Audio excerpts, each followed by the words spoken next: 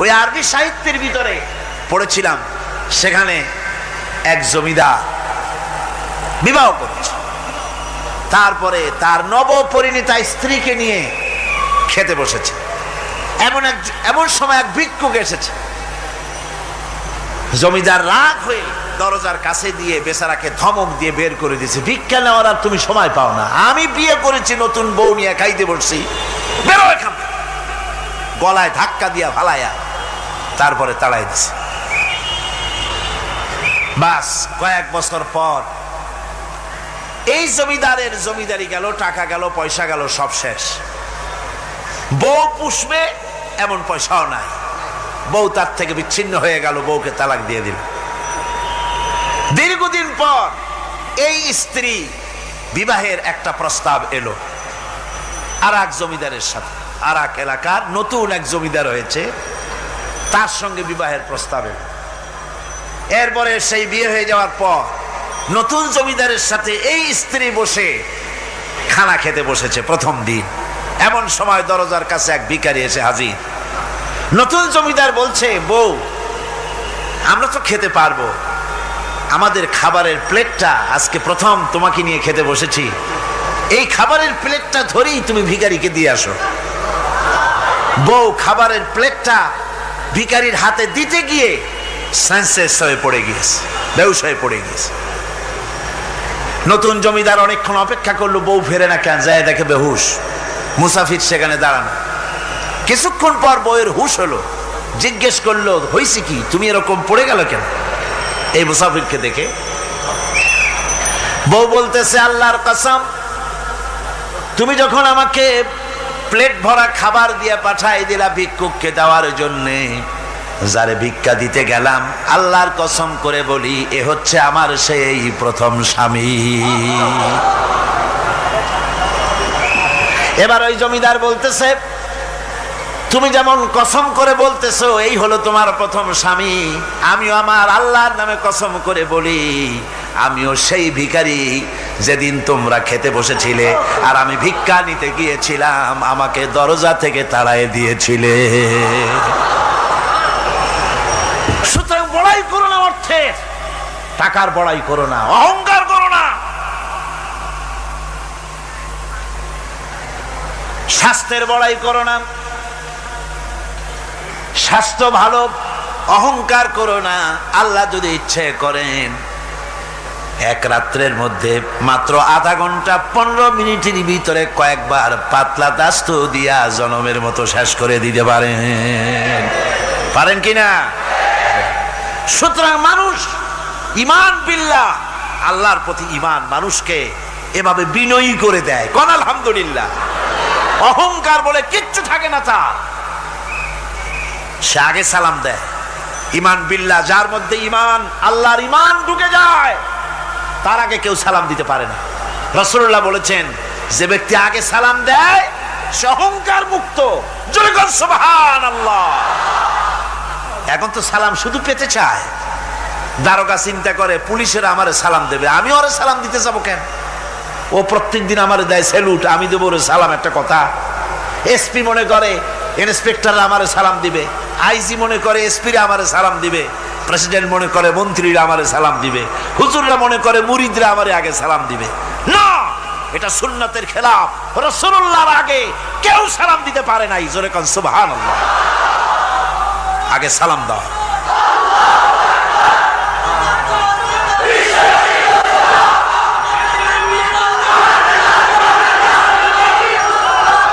এই সালামের প্রচলন, এই সালামের প্রচলন মুসলমানদের মধ্যে বেশি বেশি হওয়া উচিত।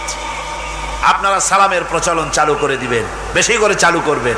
বউরে সালাম দিবেন, বউ আপনাকে দেবে। ঘরের মধ্যে ঢুকবেন, ঢুকেই বলবেন আসসালামু আলাইকুম ওয়া রাহমাতুল্লাহি ওয়া বারাকাতুহু। বাইরের থেকে গেছেন, ঘরে ঢুকেই প্রথম সালাম দেন, বউ সালামের জবাব দেবে, বউ আপনাকে দেবে। বাচ্চাদের সালাম দেন, বাচ্চারা আপনাকে দিবে। এরকম সালামের প্রচলন চালু করেন। রাসূলুল্লাহ বলেছেন, মানে একটা গাছের আড়ালে এই সালাম হলো, লোকটা গাছের আড়ালে চলে গেছে, আবার দেখা হয়েছে, আবার সালাম দেন। এখন ওই সালাম কমে গেছে, এখন সালামের পরিবর্তে অনেক কিছু হয়েছে। সালাম দেয় তার জবাবও দেয় না। যদি বলে কেউ গরিব মানুষ সালাম দিয়েছে বড় লোক করে, আসসালামু আলাইকুম, ওয়ালাইকুম আসসালাম বলতে চায় না, একটু মাথা নাড়ে। তারপর জিজ্ঞেস করে, স্যার কেমন আছেন? এই যাচ্ছে, কেটে যাচ্ছে। কি কেটে যাচ্ছে? তোমার কল্লা? আলহামদুলিল্লাহ বলতে পারো না? অধিকাংশ ক্ষেত্রে যদি জিজ্ঞেস করেন কেমন আছেন, এই যাচ্ছে, কেটে যাচ্ছে। আপনার যত অসুখ হোক আগে বলেন আলহামদুলিল্লাহ, তারপরে অসুখের কথা বলেন। আপনার যদি কোনো অসুবিধা থাকে আগে আলহামদুলিল্লাহ কন, তারপরে অসুখের কথা কন। হযরত সুফিয়ান সাউরি রাহমাতুল্লাহ আলাইহি আল্লাহর একজন জবরদস্ত ওলি ছিলেন। একবার তার সামনে এক মুরিদ এসেছে, মাথায় একটা বড় রুমাল খিসা বান্দা। জিজ্ঞেস করলেন, মিয়া তোমার এই মাথাটা এরকম বান্দা কেন? কয় যে হুজুর মাথার যন্ত্রণায় অস্থির হয়ে গেছি, সেই জন্য মাথাটা বাঁধে রাখছি। এরকম ব্যথা কয়দিন হয়েছে? কয় যে না সবসময় হয় না, বছরে 2-1 হইলেও পারে, না হইলেও পারে। বলে বছরে 2-1 মাথা ব্যথা হয়, সেই ব্যথাটা দড়ি দিয়া বান্দা মানুষে দেখাইলা যে আমার ব্যথা হয়েছে, অসুবিধাটা দেখালে, আর যতদিন ভালো ছিলে ওইটার প্রমাণ স্বরূপ মাথায় কি বান্দা মানুষকে দেখাইছো। সুতরাং শুকরিয়া আদায় করো সব সময়, আলহামদুলিল্লাহ আলা কুল্লি হাল।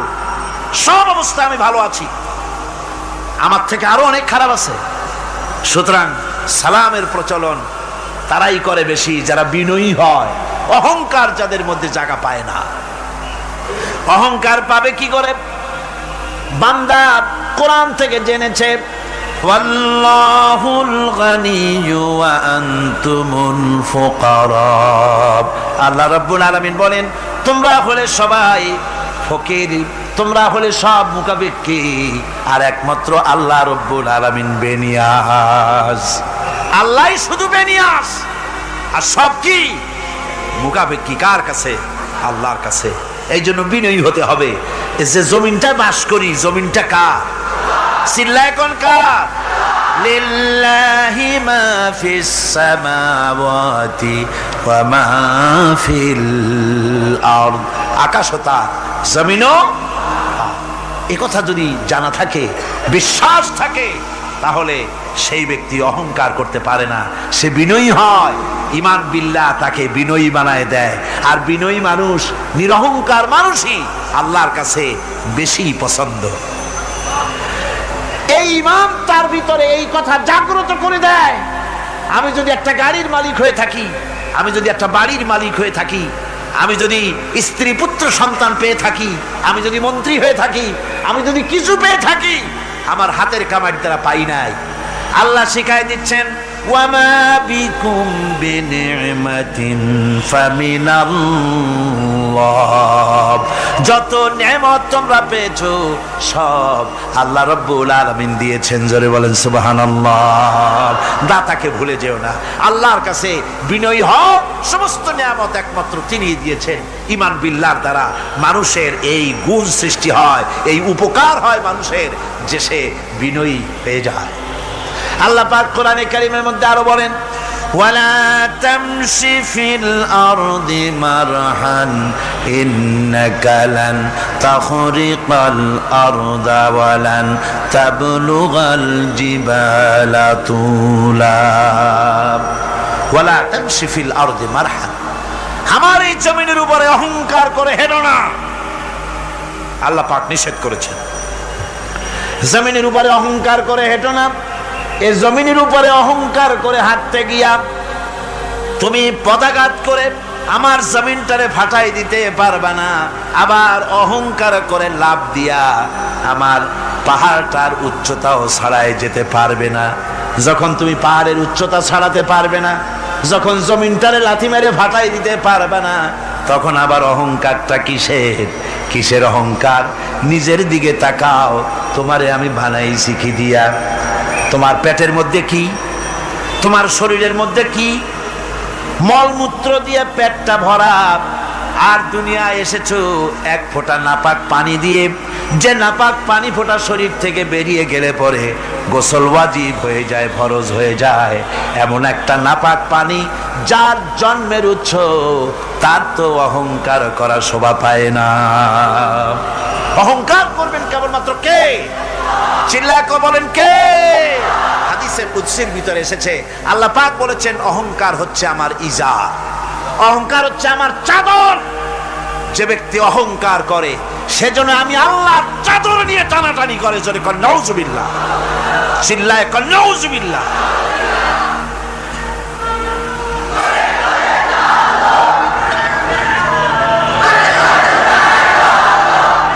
আমার বন্ধুগণ, আল্লাহ রাব্বুল আলামিন কোরআনে কারীমের মধ্যে বলেছেন, আমার সঠিক বান্দা যারা অহংকার তাদের মধ্যে থাকে না। ওয়া ইবাদুর রাহমানিল্লাযীনা ইয়ামশুনা আলাল আরদি হাওলা। রহমানের বান্দা যারা, আমি আল্লাহ পাকের গোলাম যারা, তারা জমিনের উপরে খুব বিনয়ের সাথে চলে। তাদের চলাফেরা দেখলেই বোঝা যায় লোকটা বিনয়ী, আল্লাহর বান্দা। সুবহানাল্লাহ ওয়া বিহামদিহি। কি বলেন? মানুষের চলাফেরা, চাহনি, ওঠা বসা, কথাবার্তা দেখলেই বোঝা যায় না লোকটা কি চরিত্রের? বোঝা যায়। এক পদের মানুষ আছে, গম্ভীর হয়ে বসে থাকে, মনে হয় যেন নওয়াবজাদা নসরুল্লাহ খানের শালা। নামাজ নাই। কি হয়েছে? মাইক এমনি আজকে আমি নিজেও টের পাচ্ছি, আমি মাইকের আওয়াজ নিজেও পাচ্ছি না। মাইকটা ভালো করে দেন মাইকের অপারেটর, আর জোরে সোরে একটু জিকির করেন, লা ইলাহা ইল্লাল্লাহ, লা ইলাহা ইল্লাল্লাহ, লা ইলাহা।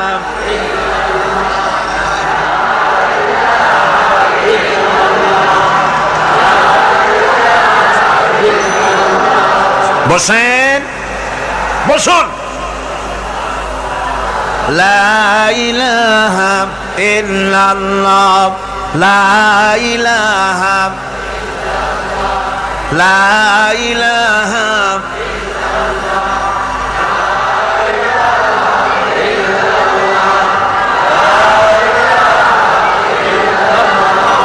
লা ইলাহা ইল্লাল্লাহ মুহাম্মাদুর রাসূলুল্লাহ। বন্ধুগণ, আল্লাহর প্রতি ঈমান আনলে পরে যে গুণ সৃষ্টি হয়, যে গুণাবলী সৃষ্টি হয়, সেই গুণের মধ্যে 2 নম্বরের গুণটা আমি বললাম, বিনয় এবং বিনম্রতা সৃষ্টি হয়, অহংকার মুক্ত হয়ে যায়। এটা হলো 2 নম্বরের উপকার। 1 নম্বরের উপকার হচ্ছে মর্যাদা সৃষ্টি হয়। 2 নম্বরে কি হয়? অহংকার মুক্ত হয়ে যায়। আল্লাহ রাব্বুল আলামিনের উপর ঈমান আনলে পরে, ঈমান বিল্লাহ যখন এসে যায় ভিতরে, আল্লাহর প্রতি যখন ঈমান পরিপূর্ণতা লাভ করে, তখন তার 3 নম্বরের উপকার যেটা হয় সেটা হলো সে নির্ভীক হয়ে যায়, তার মধ্যে বীরত্বের সৃষ্টি হয়। জোরে বলেন আলহামদুলিল্লাহ।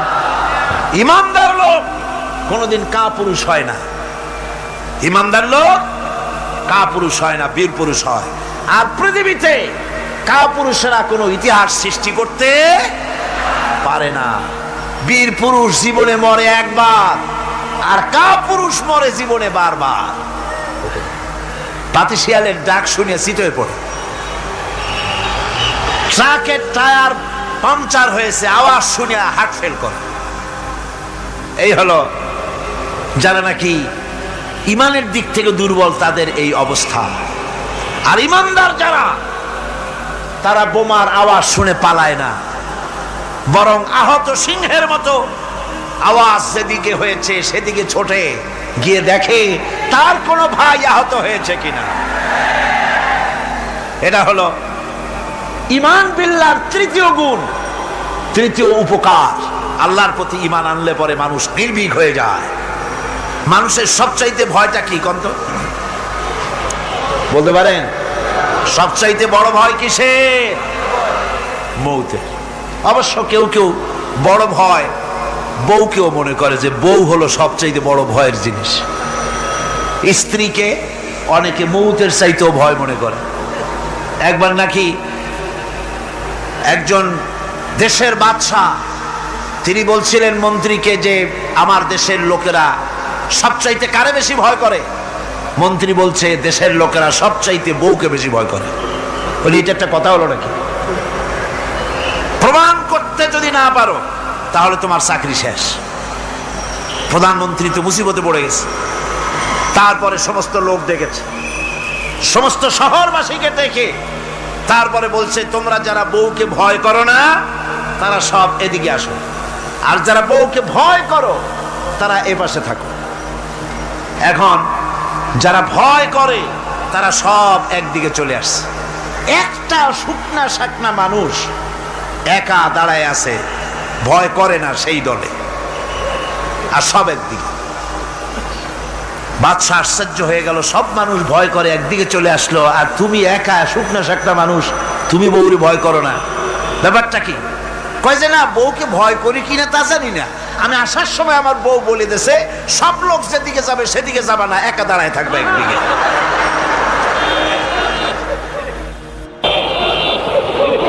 কাজেই মানুষেরা ভয় করার ব্যাপারে ভয়ের নানান রকমের দিক আছে,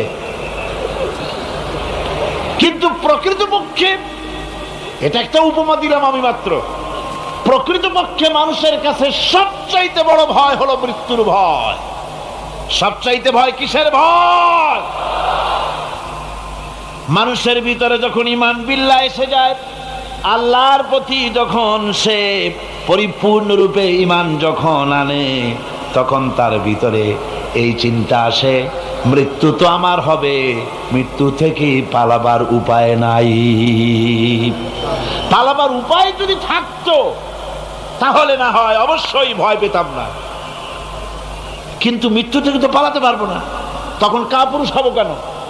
তখন তো বীর পুরুষের মতো জীবন দিতে হবে। কিসের মতো দিতে হবে জীবন? আল্লাহ রাব্বুল আলামিন কোরআনে কারীমের মধ্যে বলে রেখেছেন, ঈমানদার লোক আল্লাহরে যে বিশ্বাস করে তার বড় উপকার হলো মওতকে পরোয়া করে না। মওতকে পরোয়া করে না বলে তার পক্ষে সমস্ত কাজ সহজ হয়ে যায়। কোরআন বলতেছে, কুল ইন্নাল মাউতাল্লাযী তাফিরুনা মিনহু ফাইন্নাহু মুলাকীকুম। মরণ থেকে পালাও তুমি, মরণ তোমায় লইবে ঘিরি। মরণ থেকে পালাও তুমি, মরণ তোমায় লইবে ঘিরি। যদিও সুদূর আকাশ পানে লুকাও সেথায় লাগিয়ে সিঁড়ি। হে মহারোগের চিকিৎসক নাই, নাই সে ঔষধ জগতে। খুঁজিয়া কাতর হইলে কি হবে, পারিবে না তারে ফিরাতে।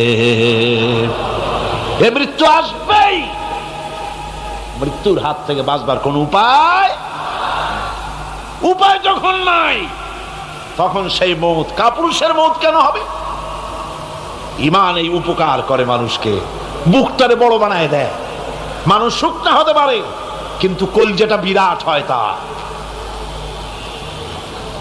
কলিজাটা বড় হয়ে যায়, আল্লাহর ভয় তার মধ্যে আসে। যেহেতু সে জানে, কোরআনে কারীমের মধ্যে আল্লাহ পাক বলেছেন, আইনামা তাকুনু ইউদরিকুমুল মাউতু ওয়ালাউ কুনতুম ফি বুরুজিম মুশাইয়াদা। আল্লাহ পাক বলেন, দুর্ভেদ্য দুর্গের ভিতরে যদি তুমি পালায় থাকো, মৃত্যু সেখানে গিয়া তোমারে খুঁজে বের করবে, এড়াতে পারবে না। একজন তার বাড়িতে কুত্তা দিয়া বাড়ি ভরে ফেলেছে। ঘরের কুত্তা, খাটের নিচে কুত্তা, ড্রয়িং রুমে কুত্তা, বেডরুমে কুত্তা। তার বন্ধু এসে বলে, ভাই তোমার বাড়ি এত কুত্তা কেন? আগে তো তুমি এত কুত্তা পাগল ছিল না, এত কুত্তা পালতেছো কেন? কয় যে ওয়াজ শুনে আসছে। আশ্চর্য কথা, ওয়াজ শুনে তুমি কুত্তা পালা আরম্ভ করলা? কয় যে না, সব কথা শুনে নাও না আগে। বলে কি? কয় যে ওয়াজের মধ্যে শুনলাম রাসূলুল্লাহ বলেছেন যে বাড়িতে কুত্তা থাকে ঘরের মধ্যে আর প্রাণীর ছবি থাকে, ওখানে নাকি ফেরেশতা আসে না। তা আমি কুত্তা রেখে দিছি, ঘরের থেকে বাইর হই না, আজরাইল আসতেও পারবে না, আমার জানও কবজ হবে। বন্ধু ছিল খুব চালাক, বন্ধু কয় যে ও কুত্তাওয়ালা বন্ধু, বুঝলাম আজরাইল আসবে না, কিন্তু কুত্তা কি কিয়ামত পর্যন্ত বাঁচে না মরে? কয় যে না ভাই, কুত্তা তো মরে। কয় কুত্তা মারে যে ফেরেশতায়, তোমারে মারবে সেই ফেরেশতায়। পালাবা কেমনে? পালাবার উপায় নেই। যেখানেই থাকেন, বাড়িতে হোক, গাড়িতে হোক, দেশে হোক, বিদেশে হোক, মৃত্যু যখন আসবে, মৃত্যুর হাত থেকে এড়াবার কোন উপায়। আমার বন্ধুগণ, মৃত্যু থেকে বাঁচবার কোনো উপায় নাই। এজন্য এই ক্ষণস্থায়ী জীবনের সুখময়, অনন্তকাল সুখময় জীবনকে মানুষেরা, ইমানদার লোকেরা জলাঞ্জলি দিয়ে চির সুখময় আল্লাহর জান্নাতে যাওয়ার জন্য জীবন দিতে মোটেও তাদের বাধে না। জীবন দিতে হবে আল্লাহর রাস্তায়। যখন মরবই, বাসা যখন যাবে না, বাসা কি যাবে? চিল্লা এখন যাবে। রাসূলুল্লাহ যখন বাঁচেন নাই, কত বড় কথা, আল্লাহ রাসূলই যখন বাঁচেন নাই, তো পৃথিবীতে কে বাঁচবে? রাসূলের যখন ইন্তেকাল হয়েছে, সবাইকে মরতে হবে, কোনো সন্দেহ নাই। সন্দেহ আছে? মরা লাগবে। সেই মওতটা ঈমান বিল্লাহ, আল্লাহর প্রতি ঈমান আনলে পরে ওই মওতের ভয় আর থাকে না। মনটা তখন নির্ভীক হয়ে যায়, সে বীর হয়ে যায়। তখন তার মন বলে, মরা যখন লাগবে, জীবনটা যিনি দিয়েছেন তার জন্য দিয়ে দেই না কেন? জীবন যিনি দিয়েছেন তার জন্য দিয়ে দেই। বদরের যুদ্ধ, রাসূল করিম সাল্লাল্লাহু আলাইহি ওয়াসাল্লাম লোক তৈরি করতেছেন, সৈন্য রিক্রুট করতেছেন। বদরের যুদ্ধ, আমার ভাইরা, চারটিখানি কথা নয়। বদরীদেরকে আল্লাহ মাফ করে দিয়েছেন। যেরকম সুবহানাল্লাহ। বদরের যুদ্ধ বড় মারাত্মক যুদ্ধ। এ জিহাদ হবে, বাপ তরবারি ধরবে ছেলের বিরুদ্ধে। মক্কা থেকে ছেলে আসছে কাফের, ছেলে তরবারি ধরবে বাপের বিরুদ্ধে, মামু ধরবে ভাগ্নার বিরুদ্ধে, ভাই ধরবে ভাইয়ের বিরুদ্ধে। এটা কি আপনি সোজা মনে করেন? কোন সোজা মনে করেন? আমার বন্ধুগণ, বদরের যুদ্ধ শেষ হয়ে যাওয়ার পর হযরতে আবু বকর সিদ্দিক রাদিয়াল্লাহু তাআলা আনহুর সঙ্গে ছেলে আব্দুল্লাহর দেখা হয়ে গেল। ছেলে তখনও কাফের। ছেলে বলে, বাবাজি, আমার আব্বা আবু বকর বদরের প্রান্তরে, আমি আমার তরবারির সামনে আপনাকে কয়েকবার পেয়েছিলাম, কিন্তু আপনি আমার পিতা বলে আমি কিছুই করতে পারি নাই। হযরত আবু বকর বলেন, আব্দুল্লাহ রে শোনো, আল্লাহর কসম করে বলি, তুমি তো আমার তরবারির সামনে পেয়ে ছেড়ে দিয়েছো, কিন্তু আমি আমার মাবুদের কসম করে বলি, বদরের মাঠে একটি বারও যদি আবু বকরের চোখের সামনে তুমি পড়ে যেতে, আল্লাহর কসম আমার তরবারি তোমারে মাফ করে দিত না। তুমি কাফের, আমি মুসলমান। তোমার সাথে আমার সম্পর্ক পিতা পুত্রের স্নেহের সম্পর্ক হতে পারে তখন যখন আদর্শের প্রশ্ন মিল হবে, নইলে তুমি কাফের, আমি মুমিন। পিতা হিসাবে স্নেহ তোমার যেটা পাওয়া দরকার আমার কাছে, সেই স্নেহ থেকে তুমি বঞ্চিত থাকবে। এই যুদ্ধে সৈন্যদেরকে রিক্রুট করা সোজা ব্যাপার ছিল না। হুজুর সাল্লাল্লাহু আলাইহি ওয়াসাল্লাম সাহাবীদেরকে তৈরি করতেছেন জিহাদের জন্য। কিভাবে কথাটা পারবেন, হুজুর কথা গোছায় বলতেছেন। হযরত বর্ষিয়ান সাহাবী হযরত মিকদাদ রাদিয়াল্লাহু তাআলা আনহু হুজুরের অবস্থা বুঝতে পারতেছেন। হযরত মিকদাদ দাঁড়িয়ে গেলেন হুজুরকে সাহস দেওয়ার জন্য। হযরত মিকদাদ দাঁড়িয়ে গিয়ে বলছেন, ইমদি বিনা ইয়া রাসূলুল্লাহ হাইসুমা তাশা, আয় হাইসুমা আমারাকাল্লাহ। হে রাসূল, আপনি আমাদের নিয়ে চলুন যেদিকে আপনার খুশি, অর্থাৎ আল্লাহ আপনাকে আমাদেরকে নিয়ে যেদিকে যেতে বলেন সেদিকে নিয়ে যান। ইন্না লা নাকুলু লাকা কামা ক্বালা বনি ইসরাঈল লিমূসা আলাইহিস সালাম, ইযহাব আনতা ওয়া রাব্বুকা ফাকাতিলা ইন্না হাহুনা কাঈদুন। আমরা মূসা আলাইহিস সালামের উম্মত না, সুবহানাল্লাহ। হুজুর কি খুশি হচ্ছেন এই বক্তৃতা শুনিয়া, মেঘদাদের বক্তৃতা শুনে হুজুর কি খুশি হচ্ছেন। হযরত মেঘদাদ বলছেন, হুজুর আমরা মুসা আলাইহিস সালামের উম্মত না। মুসা আলাইহিস সালামের উম্মতেরা বলেছিলেন, হে মুসা তুমি আর আল্লাহ আর জিবরাইল এই তিনজনই গিয়ে ফেরাউনের মোকাবেলা করো, আমরা পারবো না। আমরা এই কথা বলবো না। বল ইযহাব আনতা ওয়া রাব্বুকা ফাকাতিলা ইন্না মাআকুমা মুকাতিলুন। হে রাসূল, বরং আমরা বলি আপনি চলুন আমাদেরকে নিয়ে, আপনার রব আপনাকে যেদিকে যেতে বলে আমাদেরকে নিয়ে চলুন, আমরা আপনার সাথে থেকে কাফেরদের বিরুদ্ধে লড়াই করব, তরবারি চালাবো ততক্ষণ পর্যন্ত মা দামাত আইনু মিন্না তাতাররাফ, যতক্ষণ পর্যন্ত থামো, যতক্ষণ পর্যন্ত চোখের একটা পাতাও নড়ে, যতক্ষণ পর্যন্ত চোখের একটা পলক পড়ে ততক্ষণ পর্যন্ত যুদ্ধ চালাতে থাকবো। অর্থাৎ নাক দেয়া নিঃশ্বাস যতক্ষণ আসে আর যায় আপনার সপক্ষে তরবারিগুলি ঝলসে উঠবে। চলেন আমাদেরকে নিয়ে যেদিকে আপনি যেতে চান। রাসূলুল্লাহ কি যে খুশি হলেন, সুবহানাল্লাহ। আল্লাহর নবী দারুণ খুশি হয়ে গেলেন। নবীজি বললেন, ও সাহাবীরা, তোমাদের মন মানসিকতা যখন এই রকম, তাহলে কুমু বিনা ইলা জান্নাতিন জান্নাতুন আরদুহা কাস সামাওয়াতি ওয়াল আরদ। কুমু বিনা ইলা জান্নাতিন, ওঠো চলো আমার সাথে সেই বেহেশতের দিকে, যেই বেহেশতটা ওই বিশাল আকাশের চাইতে, এই জমিনের চাইতে অনেক অনেক বড়। সেই বেহেশতে যাওয়ার জন্য চলো আমার সাথে, ওঠো দাঁড়াও। ফাকামা উমাইর বিন হামাম ওয়া কানা ইয়াকুলু তামার। হযরত ওমর ছিলেন এক যুবক। দেখেন না এই যে যুবকরা দাঁড়ায় আছে অনেক, এইরকম একজন যুবক দাঁড়িয়ে খোরমা খাচ্ছিলেন। যুবকরা যেমন দাঁড়ায় দাঁড়ায় বাদাম খায়, ছোলা ফালায় দেয়, ওই রকম দাঁড়িয়ে দাঁড়িয়ে তিনি খোরমা চাবাচ্ছিলেন আর খোরমার বিচিগুলি ফালায় দিচ্ছিলেন। তিনি বললেন, অকালা বাখবাখ। উমাইর বলছেন, বাখবাখ হলো আঞ্চলিক শব্দ, এর অর্থ হচ্ছে আয় মা আযমাহু ওয়া মা আহসানাহু। হে রাসূল, কি সুন্দর কথা আপনি বললেন, কি বড় কথা আপনি বললেন। আপনার সঙ্গে জিহাদে গেলে, শহীদ হলে এমন জান্নাত পাবো যে জান্নাতটা হবে ওই আকাশের চাইতে অনেক বড়। ওয়াল্লাহি, আল্লাহর কসম, হাত্তা কুলাহুন্না ইন্নাহা লাহায়াতান তাবিলা।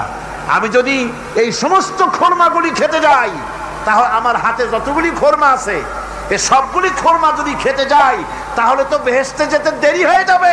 রামাবিহিন্না, হাতের সবগুলি খোরমা নিক্ষেপ করে ফেলে দিয়ে জিহাদের ময়দানে ঝাঁপায় পড়লেন। আমার বন্ধুগণ, জিহাদের ময়দানে ঝাঁপায় পড়ে হযরতে ওমর লড়তে লড়তে নিজে ওমর হযরতে ওমরের শাহাদাত বরণ করলেন, তিনি শহীদ হয়ে গেলেন।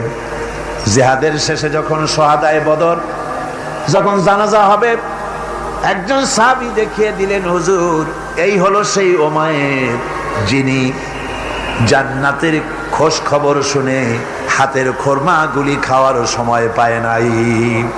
খোরমাগুলি সব খাইতে গেলে জান্নাতে যেতে দেরি হয়ে যাবে, এই জন্য খোরমা ফেলে দিয়ে জিহাদে অংশগ্রহণ করেছিল। এই হলো সেই ওমরের লাশ।